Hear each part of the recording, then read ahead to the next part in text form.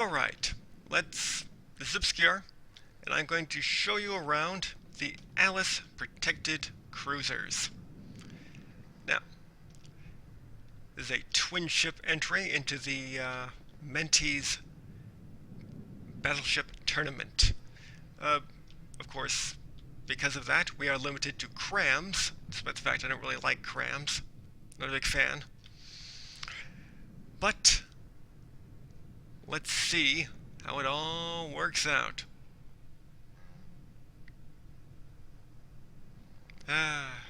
Okay. Now,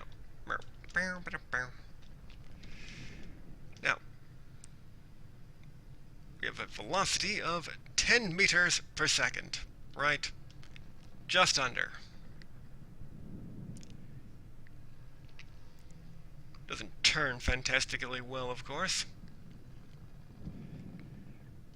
But it stays level, and that's important. Listing to one side or the other during a turn will actually greatly reduce a ship's ability to perform damage. So I'd like to remember that, like, during these times. Now, let's go have a look-see at the guns, because the guns are the important part of a ship in Beyond the Depths. We have 1200 ammunition, 6 boxes, 7.5 explosive material boxes, 20 hardening material boxes, and 17.5 fragments. Woo. Super important.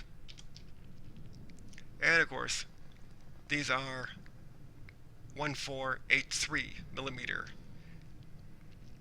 And I limited them to 15 seconds between shots, just, to get a little bit more damage out of them, because, yeah, crams. Now, let's try out one of these shells. Because, yep, that did damage. And let's wait for 15 seconds to see how much damage these shells really do. Aha. So, 5,000 kinetic, 1,700 explosive, with a radius of 13. And that's okay, because the explosive radius from the depths is limited to 10. 200 fragments, and armor-piercing value of just under that of heavy armor.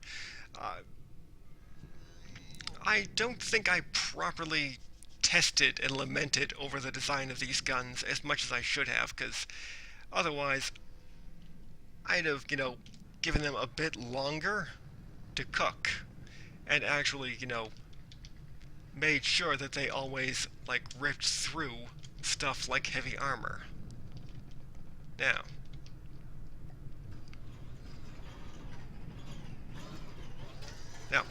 these are basically the same gun, except they have a few more gauge increasers and a longer barrel.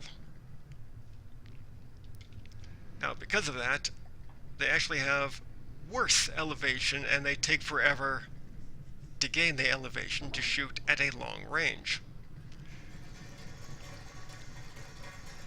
But, of course, they're just fine for some things, right?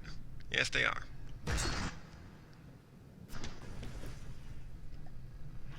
Not that time, though. Let's go check the other one. Yes, let's go check out the other one.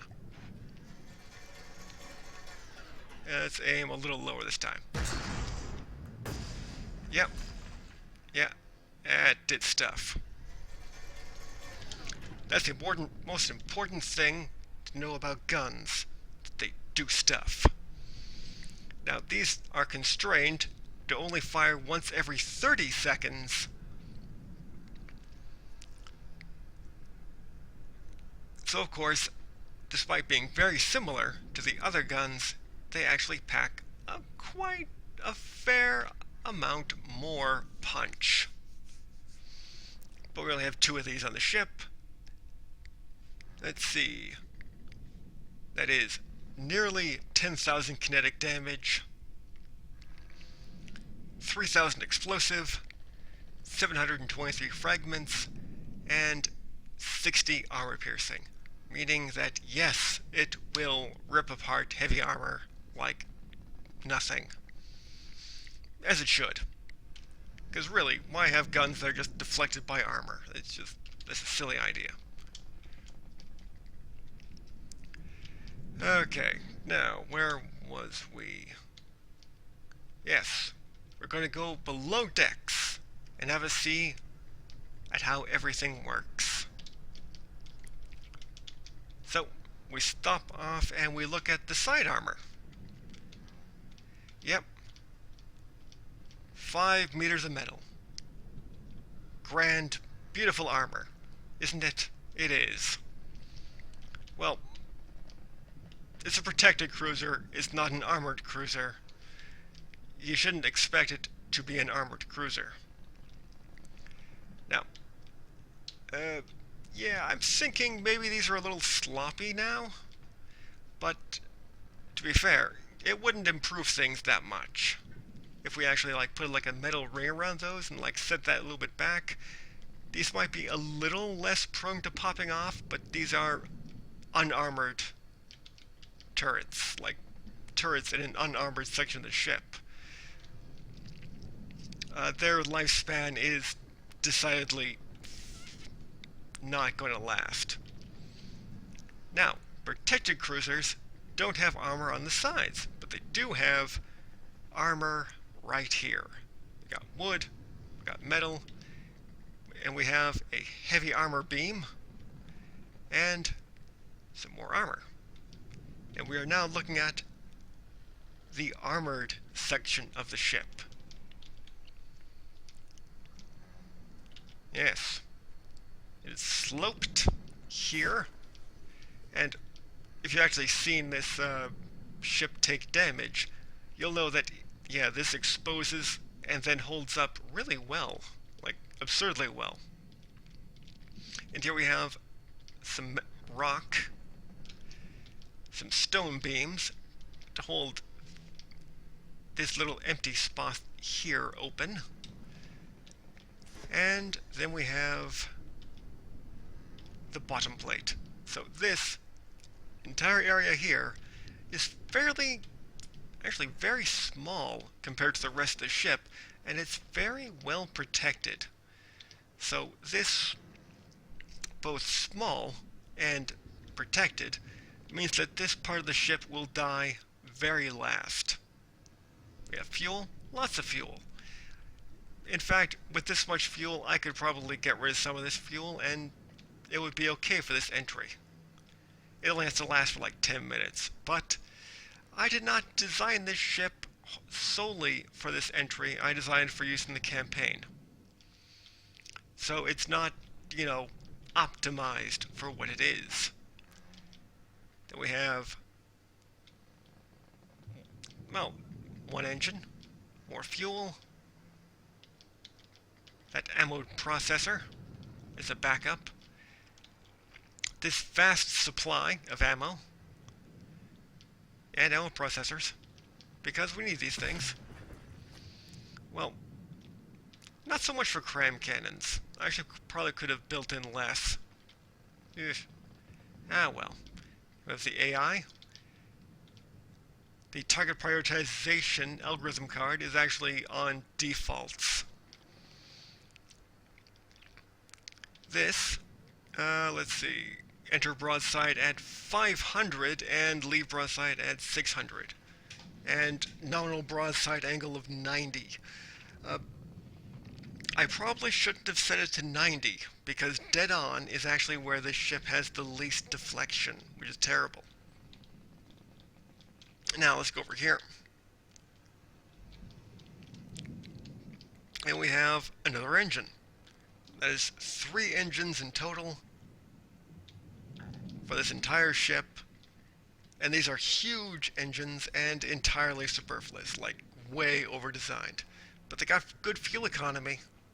Good fuel economy. And Actually, I didn't know what to build down here at the time. Like, really. 'Cause, gee. What else?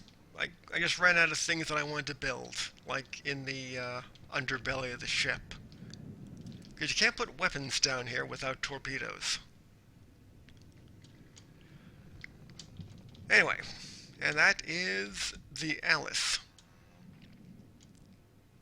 Uh, Her strengths are that she has a lot of guns.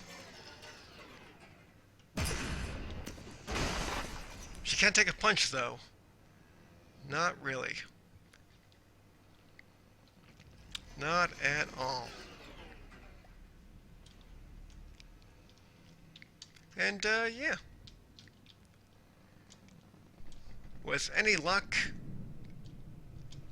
maybe I won't collapse entirely once I, run into someone that won't spend most of the match killing themselves. Ah, that's mean.